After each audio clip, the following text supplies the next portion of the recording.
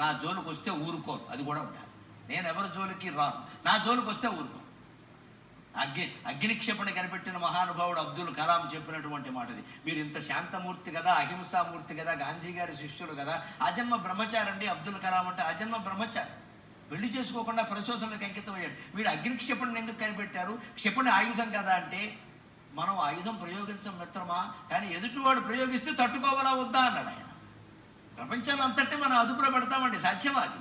మనం యుద్ధం చేయొద్దు, కానీ యుద్ధం అంటూ వస్తే మొదటి బాణం మనమే వెయ్యాలమ్మా, మొదటి బాణం మనమే వెయ్యాలి. శత్రువుకు బాణం వేసే అవకాశం ఇచ్చామనుకోండి, మన ప్రాణాలు పోతాయి. ఇంక బాణమే వేస్తావు నువ్వు, నీ మీద వేస్తారు పూలదండ. ఇక్కడ పోయాడో పోయాడో అంటారు. యుద్ధం మనం చేయొద్దు, యుద్ధానికి మనం కాలు దువ్వద్దు, కానీ యుద్ధం అంటూ వస్తే మొదటి బాంబు మనమే వెయ్యాలి, మొదటి బాణం మనమే వెయ్యాలి. శత్రువులకు అవకాశం ఇచ్చామంటే మనకు అవకాశం ఉండదు, ఇక పోతాం. అది భారతీయ ధర్మం. ఇప్పుడు భారత యుద్ధం అంతే, రామాయణ యుద్ధం అంతే, అలాగే జరిగాయి యుద్ధాలు. అందుకే ధర్మం గెలిచింది.